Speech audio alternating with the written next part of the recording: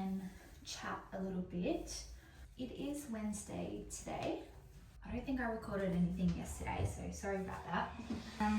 But this week there's construction going on all around us, so you're gonna have to ignore that sound. Sorry. It really sucks when I'm trying to sleep after a night shift, I tell you that much. Checked in on Monday, and changes for this week. Instead of having rest day and training day calories, my rest day calories are the same every day. So my meal plan that I would usually have on my rest days, I have every day. So I'm on 1300 calories every day now.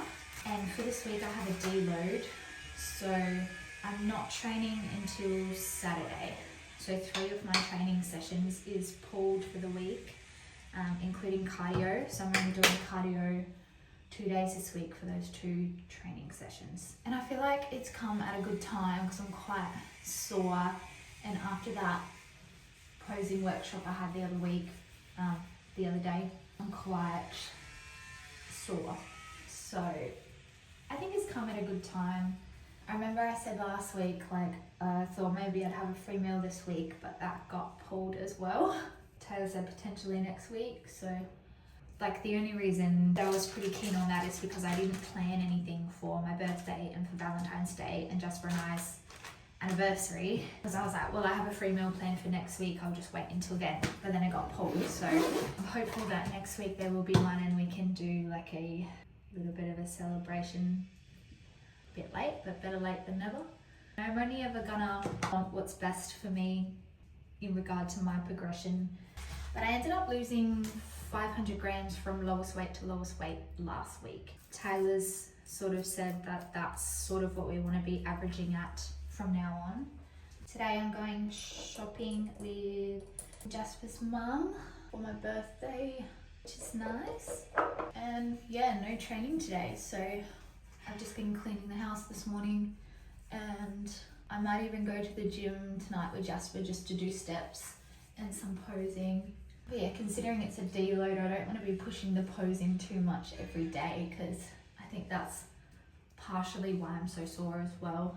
My face is breaking out a little bit, which sucks, which reminds me we should talk about my hormones and my struggles with coming off the pill, because I keep bringing it up but then I don't actually talk about it. So I thought, let's just talk about it now while I'm doing my skincare and my makeup.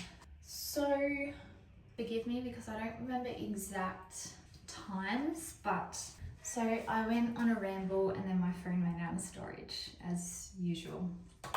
So I'm gonna have to start again.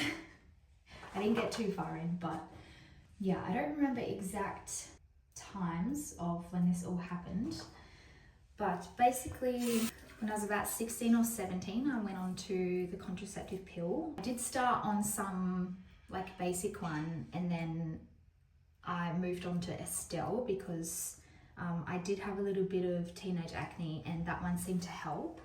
I didn't have any issues with my period before going on the pill. The only issues I had was a little bit of acne. I was on it for contraception and for my skin, and was on it for a few years. Then a few years into training, I decided to come off the pill because I wanted it to help with muscle gain and retention. I stopped taking the pill. I didn't see the GP first or anything. I just decided to stop taking it. Didn't do any research. I had no idea that there was going to be any issues in relation to coming off. I thought maybe my period might take a month or so to come back and then it would be, back to normal. I mean, in the back of my mind, I did think maybe I might break out just because I had issues with my skin prior, but I also thought I'm an adult now and I was a teenager then, so I shouldn't have that problem. And my skin was really clear when I was on the pill. I think my period came back after about a month or so, and I was pretty happy. I was like, great, it's back. But then it was probably a couple months after that period that I had the next one. So there was a bit of a gap there, and I was like, okay, a bit irregular, but kind of expected. And then around about the 3-month mark after stopping it, I started to have breakouts of my skin. And from that point on until now, I have not been able to clear my skin at all. I have had periods where it's better and periods where it's worse. It was worse mostly when I was trying out all these different products, trying to help, and it was just making it worse, drying out my skin. So we're sort of just at a level at the moment where I'm trying to maintain it, I guess, rather than get rid of it. I was having irregular periods probably every like 3 to 4 months. One would come along, and then after about a year I decided to see the GP because they were just getting more and more spaced out. And she said to me that coming off the pill, it is common to have irregular periods, but for me to be a year out from stopping it and still not having regular periods and still having breakouts, that there's something more going on.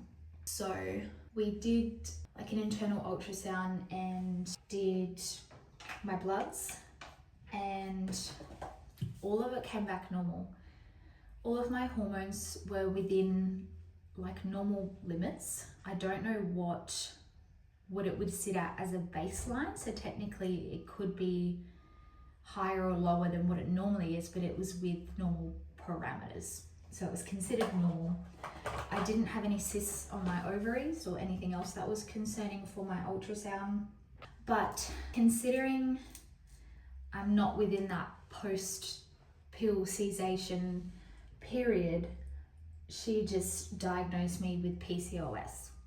Even though I have no cysts on my ovaries, I don't have high testosterone, and I don't have excessive hair growth. The only symptoms I have is no period or irregular periods and acne. And she says you only need 2 symptoms to be able to diagnose these days. So she just diagnosed with PCOS. Also my like insulin sensitivity and all that was normal. Like I was a pre-diabetic, none of those things. So I feel like it was a bit of a reach, and I don't identify with having PCOS because I don't believe it. I really do think it was a reach, and I think my hormones are just imbalanced, but I don't have polycystic ovaries. After that, she gave me a medication called northisterone, and basically it's a progesterone pill that you take to elevate your progesterone for a few days, and then once you stop taking it, it drops and it causes you to menstruate.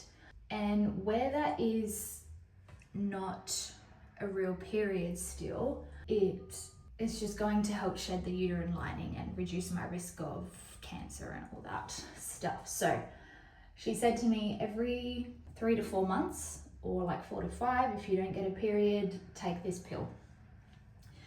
And I don't recall whether it was my first or second visit to the GP that she gave me that. I'm pretty sure it was the second, because I did all the investigations and stuff, and then I ended up coming back because I still was having irregular periods and acne. So yeah, it must have been my second visit. I had been taking that pill I reckon after about 2 years, I started taking it every 4 months because I was having 6-month gaps of no period. And it's been over a year since I had a spontaneous period now. My periods have only been when I've been taking that medication. I don't want to let it go and just see how long it takes before I get a spontaneous one because, well, 1, I'm in prep, it's likely I'm not going to get one anyway, and 2, I'd rather just reduce my risk of cancer and let myself have a period. And when I do take that pill after I've had a period, I just feel so much better because for a brief period of time, my hormones are stable enough to make me feel good. And tell you what, having my hormones, like, I know that it's all been within parameters for like when I get my bloods done, but obviously it's not my normal because I feel like shit. Like to be honest. I just feel like when you have a normal menstrual cycle, you're up and down with your phases. And I'm not having these high highs and I'm not having these low lows. I feel like I'm just like this. I basically feel like a man. Like, you know, men's hormones are just like this all the time, and mine are supposed to be like this. And yes, I'm glad that I'm not having these mental breakdowns, like, because I'm, you know, in my luteal phase, but I'd almost rather that than just feeling emotionless all the time. And you know, I've had mental health issues before, and I've been on medication for that before, and I can tell the difference between just being irregulated and being depressed or anxious. You know, I'm just flat, you know, libido down the drain, everything. And I do think that it's highly contributing to my physique adaptation and my hunger signaling and all of those hormone related things. I really do think that it's been holding me back. And I haven't been back to the GP since, because they just gave me this medication and said, you know, you've got PCOS, so just have to maintain that. And like, I've been taking myo-inositol, which is supposed to help with insulin sensitivity, and even though that wasn't an issue initially, I still think that with the research out there, it does help a little bit with PCOS. Whether I have it or not, I don't know. I've been taking chasteberry, which I think has helped a bit with my skin. I don't know, sometimes I feel like I might get a period, like I get the symptoms, but I don't bleed, so maybe it is helping a little bit with my cycle in the background. But that's pretty much all I've been doing to help. So I started with Taylor 2 years out from starting prep, and I told him these issues that I've been having, and I wanted to try, you know, during a building phase to get my hormones back on track, so then, you know, I'm in a better position to start prep. And so that was our plan, but it never happened. If anything, it just got worse. And that's definitely nothing on Taylor at all. Like this is all just my body not wanting to behave.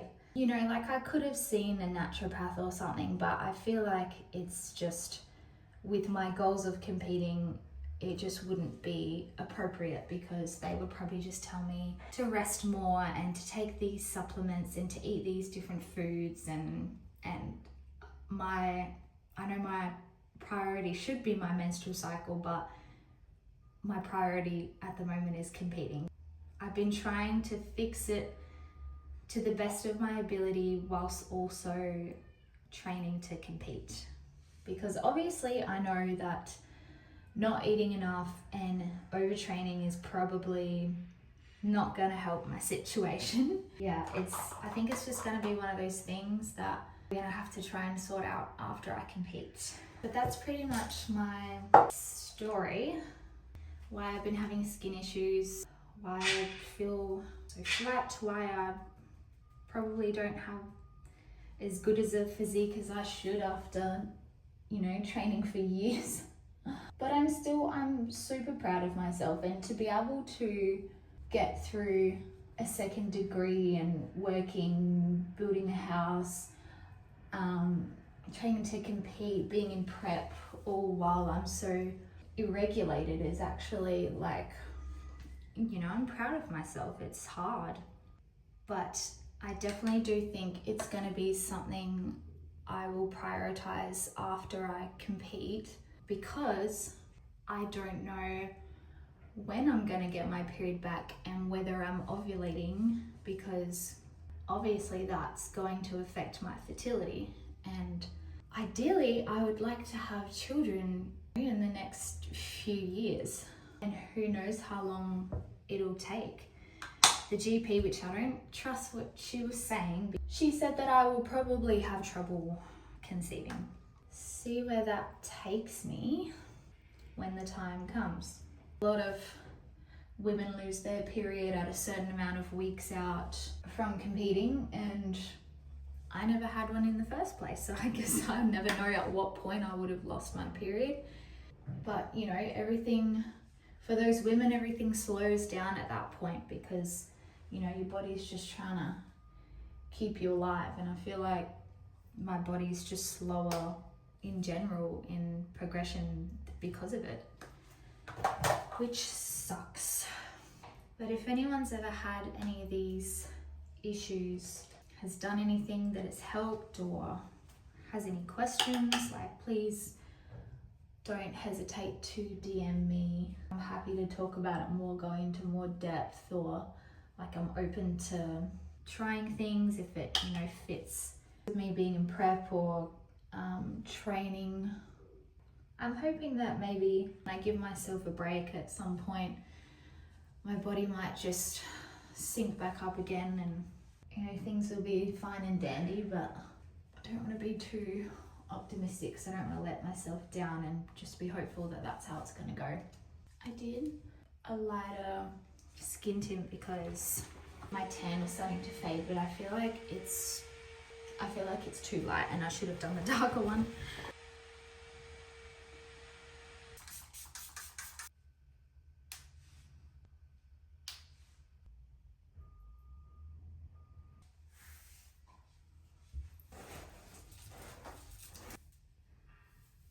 So grown out, but I want to wait until I'm competing to get my hair done.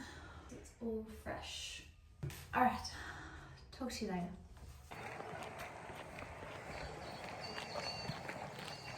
So my pre-workout meal is looking a little different now that my calories are lower.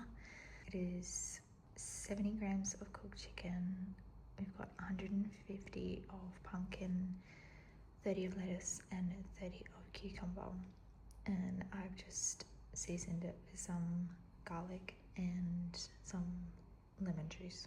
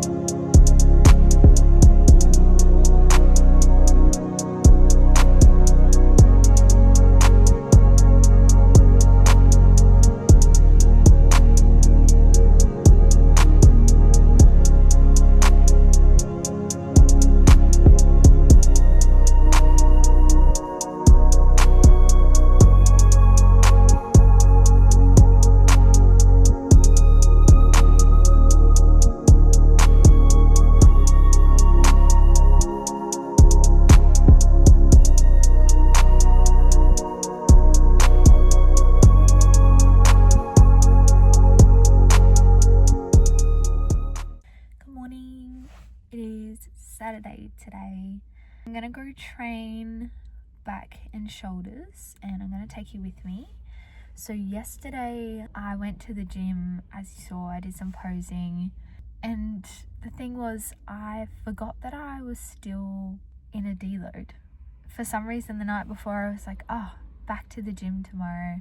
So then I woke up yesterday morning, I had my pre-workout, had my food, got to the gym, and then it wasn't until I was in the car at the gym that I was like, oh, I'm not supposed to be training until tomorrow. So I ended up just doing some steps, and it's been just under a week since I've trained, feeling a lot more refreshed, less sore. I'm keen for a good session. I've missed it. Like I really do like the rest that I've had, but I miss getting in there and training. So back to it today. This week I'm down 500 grams already, so we're keeping on a good trend. And then I got work this afternoon, and then work tomorrow morning and train after. So let's go inside.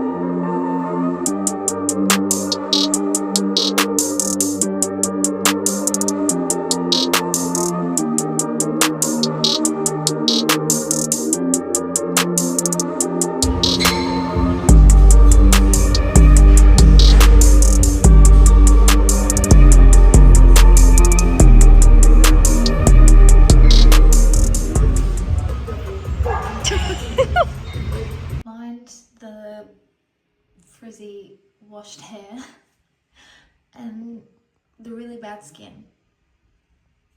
It's killing me, but it is what it is. We're not gonna focus on that right now. There's too many other things to be worried about right now. Just jumping on to film an outro, so I'm going to end this video here. Thank you so much for watching another YouTube video. This was 8 weeks out and week 15 this week. So less than 2 months to go, rolling on into 7 weeks out next week. Please like and subscribe if you liked this video, and I will see you in the next one.